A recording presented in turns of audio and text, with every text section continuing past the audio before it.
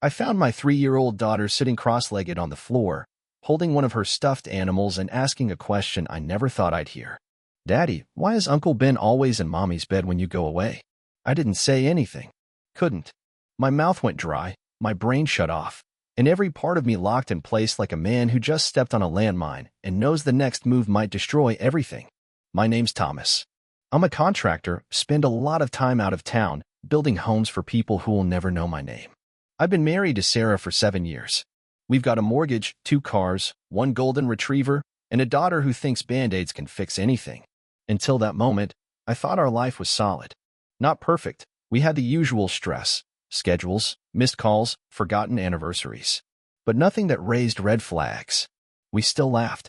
We still kissed goodnight. I still left love notes in her coat pocket when I traveled.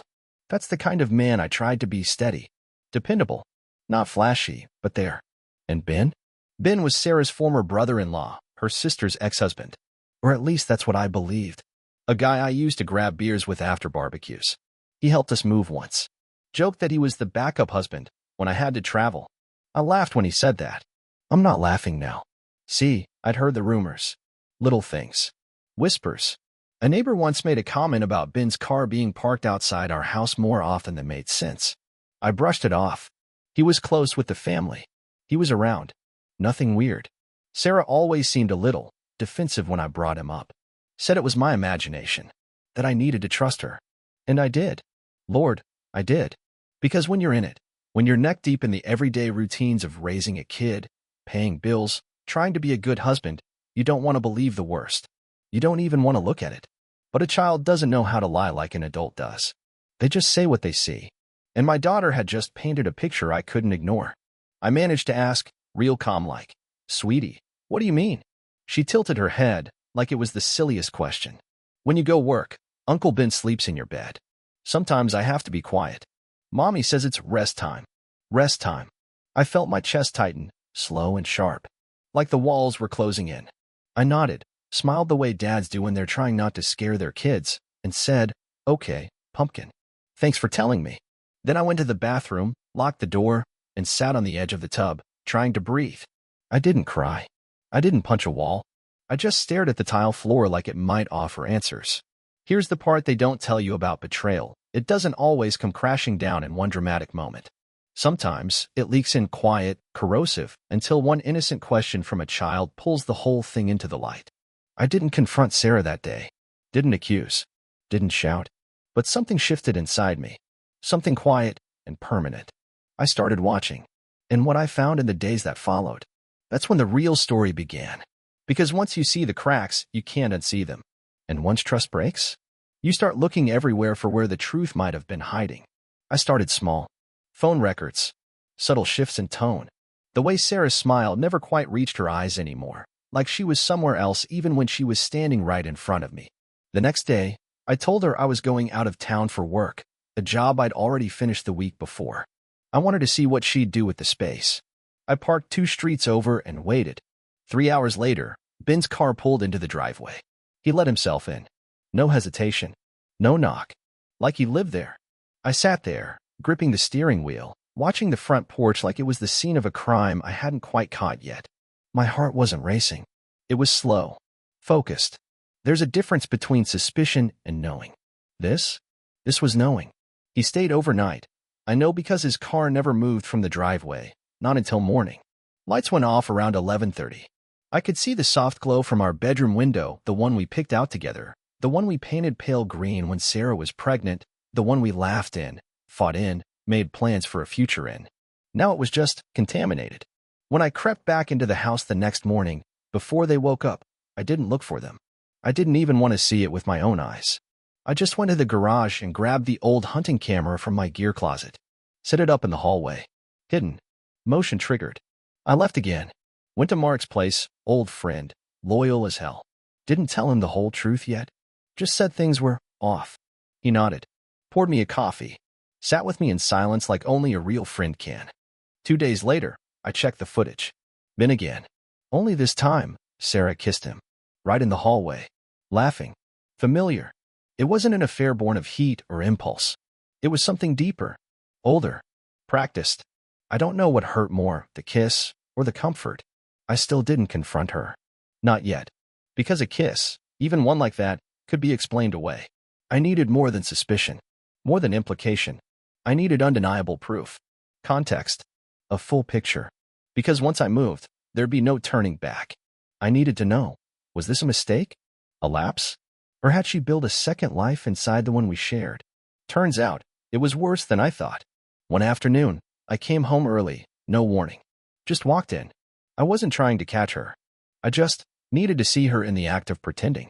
She was in the kitchen, humming, making cookies with our daughter, who squealed and shouted "Daddy" when she saw me. Sarah flinched, just a little, when she turned. That told me everything. After our daughter went down for her nap, I asked her quietly, "How long has Ben been coming over when I'm gone?" She froze, paled, said, "What are you talking about?" I tilted my head, calm. "Don't do that," I said. "Please don't insult me by pretending." She started to cry, that high, shaky kind of cry that feels performative, even when it might not be. Said it was just once at first, then a few times. Then finally, we didn't mean for it to happen. But even then, I knew I wasn't getting the full truth, just a version soft enough to survive the moment. Later, I'd find out it went back further. Much further. I nodded, told her I needed air. But the truth was, I needed space from the noise, from the lies, from the version of her I didn't recognize anymore. I slept in the truck that night.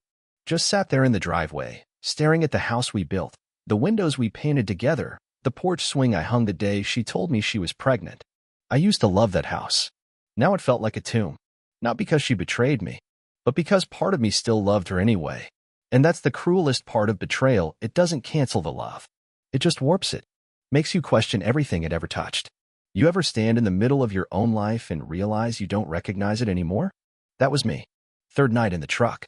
Rain tapping the windshield like it knew what I was feeling. Our golden retriever, Daisy, curled up in the passenger seat, confused but loyal. That's dogs for you. They don't care if you're broken, as long as you come back. I hadn't spoken to Sarah since the kitchen. I couldn't. Not because I didn't have words. I had too many. Rage, grief, disbelief. But they were all tangled, stuck in my throat like thorns. So instead, I drove. Nowhere far. Just circles around town. Past the park where we took our daughter's first birthday photos. Past the diner where we used to sneak milkshakes at midnight. Past the motel where I finally saw Ben's car again. He wasn't at our house anymore. He was waiting. I parked across the street. Watched him check in with a duffel bag and a six-pack under his arm. And that's when it clicked. Sarah hadn't ended it. She just moved it. I sat there a long time, hand on the door handle, heart vibrating like a struck bell. I wasn't a violent man. Never have been. But something inside me, something old and primal, wanted to march across that street and tear down every lie with my bare hands.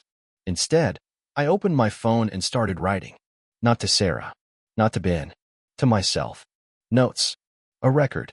The facts as I saw them. Dates. Times. The footage. The questions I hadn't dared to ask out loud. Because if this was going to end, and God, it was starting to look like it would, I needed to walk away with my dignity intact. With proof that I hadn't just imagined it all. That the fault lines in our life weren't made up in my head. That night, I finally went home. Sarah was asleep on the couch, like she'd been waiting up but didn't make it. I sat across from her. Quiet. Just watching. She looked peaceful. Like nothing in her life had shifted. But mine? Mine was already gone. When she stirred and saw me, she sat up fast. Eyes wide, mascara smudged, like she expected a fight. There wasn't one. I asked her one question.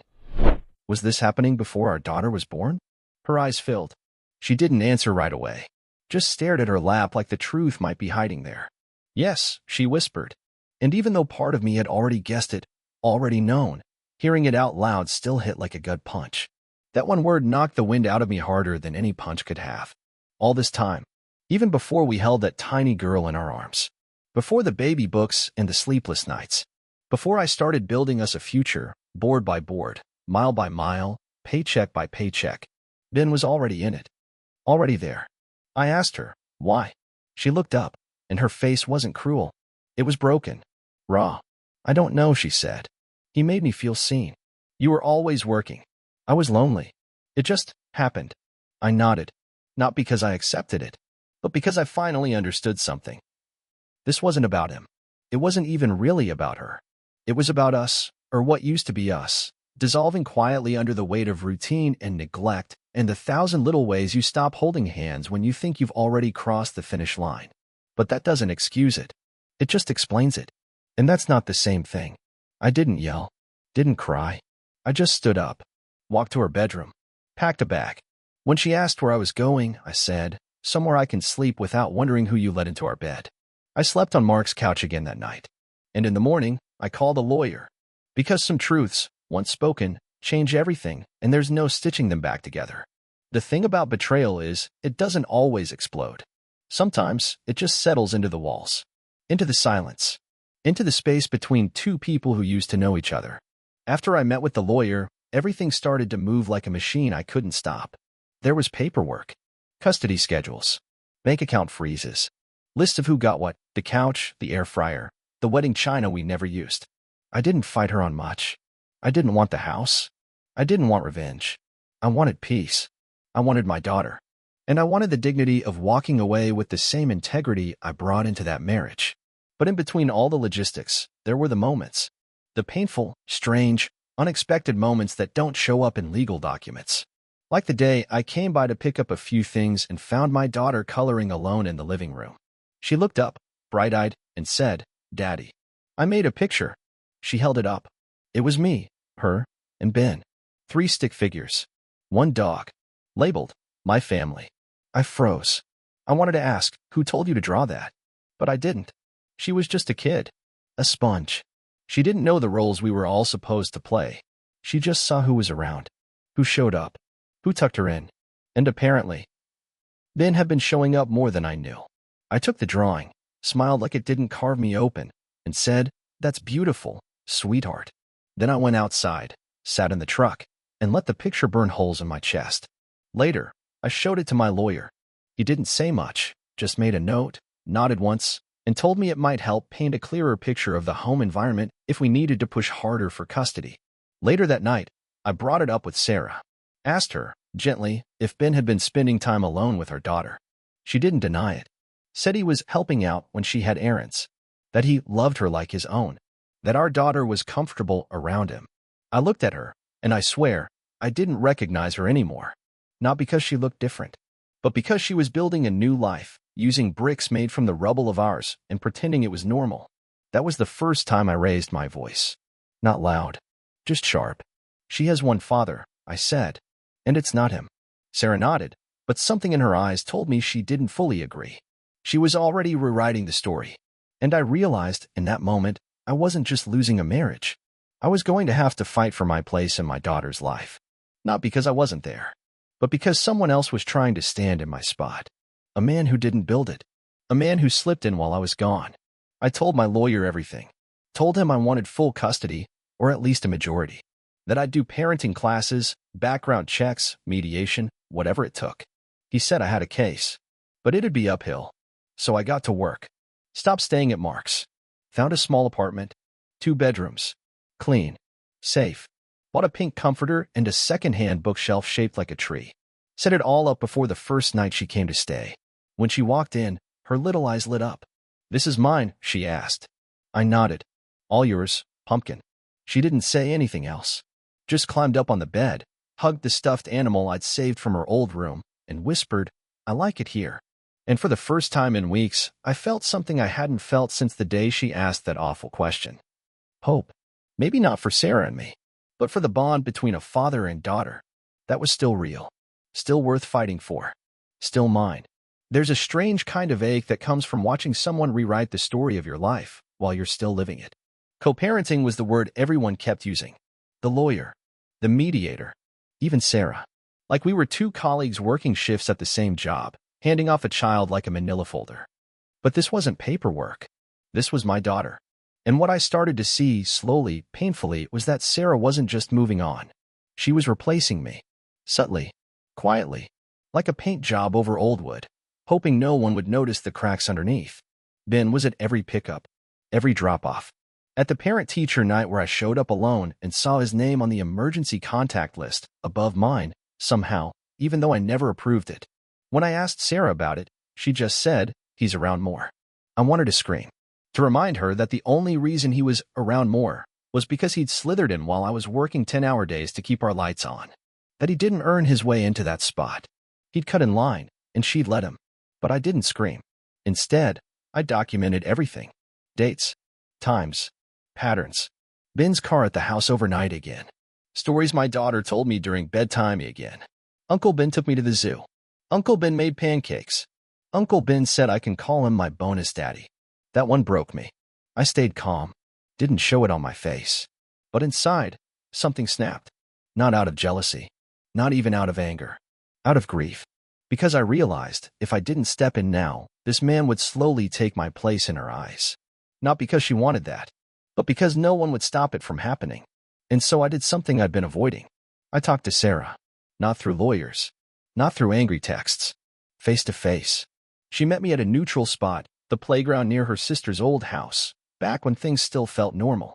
Our daughter ran circles around the jungle gym while we sat on the bench, 6 feet apart, both pretending to be calm. I laid it out. I'm not going to fight you on moving on. You made your choice. But I'm still her father. And I won't let you let someone else blur that line. Sarah looked away, jaw clenched. She loves him, she said. I nodded. That's fine. But he doesn't get to be daddy. That spot's taken. She said I was being insecure. That kids can have more than one male role model. I told her this wasn't about models. This was about boundaries. And that if she didn't respect them, I'd take it to court. That's when she finally cracked. The tears came. Not loud. Just steady. She admitted she didn't know how to do this. That she was scared. That she didn't expect Ben to become that involved. That it all happened fast. That she just didn't want our daughter to feel the absence when I wasn't there. But I was never absent, I said, quiet. I just wasn't in the room every minute. Doesn't mean I stopped being her dad. She nodded. And for the first time in a long time, I saw her not as the woman who broke me, but as the mother of my child. Flawed. Human. Caught in a mess of her own making. I'll talk to him, she said. I didn't thank her. Just nodded. Because this wasn't a favor. It was the bare minimum. That night, back at my apartment, I sat on the floor with my daughter. We built a Lego castle. She said hers had a moat, a dragon, and no mean people allowed. I asked, can I live there too? She looked at me, serious as can be. You're the king, Daddy. And I'll be honest, I had to step away for a minute after that. Not because I was sad, but because sometimes love shows up in the smallest voices and reminds you, you haven't been replaced. You've just been quiet. But you're still here. Time didn't heal everything, but it did stop the bleeding. It's been almost a year now since the moment my daughter sat cross-legged on the floor and asked me why Uncle Ben was always in Mommy's bed when Daddy was gone. I still remember the way her voice sounded, innocent, matter-of-fact, completely unaware she was dismantling my entire life with one sentence. That kind of moment doesn't leave you. It doesn't soften. It just sinks in deeper, like a scar under the skin, faded, but permanent. Since then, things have changed in quiet, deliberate ways. The divorce was finalized 8 months ago. Custody settled soon after, not without some tense meetings, but no courtroom screaming matches. We split at 60/40ths. I get every other weekend, a stretch of weekdays, and half of every major holiday. I pushed for that extra 10% not because I wanted to win, but because I needed to be more than a part-time presence in my daughter's life. And now, I've got a rhythm, a system, a space. My apartment doesn't echo anymore. It breathes. The second bedroom is hers, filled with stickers on the wall, a lopsided craft table, and a nightlight shaped like a bunny. I let her pick out everything. She called it her real room, and I didn't correct her. I just smiled, tucked her in, and listened to her fall asleep like it was music. I don't live in anger anymore. But I don't live in denial either. Sarah and I talk, not about us, not about what happened, but about drop-offs, school, allergies, and dance class. The basics. Logistics. Emotionally neutral ground. We're not friends. We're not enemies. We're just two people who once built a life together, then watched it rot from the inside out. And Ben? He's still in the picture. Still dating Sarah. Still trying to find a role that doesn't belong to him. But after that talk, after I drew a hard line about boundaries, something shifted. He stopped showing up to pickups. Stopped adding his name to things. It's like he finally realized that sharing a bed with someone doesn't make you a father. And it never will. I still think about what almost happened, how close I came to being erased. How easily a child's understanding of family can be shaped by presence alone. I still have the picture she drew. Me, her, And Ben, my family, it said, in crooked letters. I keep it in a drawer. Not because I want to dwell on it, but because I need to remember how fragile fatherhood can feel when it's competing with betrayal. But here's the thing I didn't expect. It's not just fragile. It's resilient. Because now, when my daughter tells stories, they start with me and Daddy, not me and Uncle Ben. She knows who's showing up, who makes pancakes on Saturdays and burns the first batch every single time, who sings off-key lullabies, who teaches her how to tie her shoes with patient hands and endless encouragement. She knows. And knowing that, it makes every one of those nights sleeping in the truck, every piece of legal paperwork, every silent car ride home from Sarah's, worth it. I'm not trying to rebuild the past anymore. I'm building something else. Something steadier. Smaller, maybe, but more honest. I've started dating again, carefully. Slowly. There's a woman named Lauren I've been seeing. She's kind. Asks about my daughter before she asks about me. Doesn't flinch when I tell her I'm still figuring things out. She respects the space I've carved out, doesn't try to fill it. That matters more than she knows. I'm not in love. Not yet. But for the first time in a long time, I'm not afraid of trying again. And if you'd asked me a year ago, I'd have told you I'd never trust anyone again, not with my heart, not with my child. But healing doesn't arrive like a lightning bolt. It arrives like a sunrise. Quiet. Incremental. Unavoidable. Some nights, I still sit on the porch of my apartment after she's asleep. I drink tea. I listen to the hum of the neighborhood. I think about the man I was, the man who used to come home from work and kiss a woman who was already slipping away. And I think about the man I am now, the one who stayed, who fought, who rebuilt, not from revenge, but from love. Not for Sarah, not even for Ben, but for a little girl who needed to know that no matter how messy the grown-ups got, one thing would never change. Her father would always be there. Steady, real, hers. And one day, when she's old enough to ask about what happened, I'll tell her the truth. Gently, in my own time. I'll tell her that love doesn't always last the way you think it will. That people make choices. And those choices have weight. But I'll also tell her this. That I never stopped choosing her. Not once. And I never will.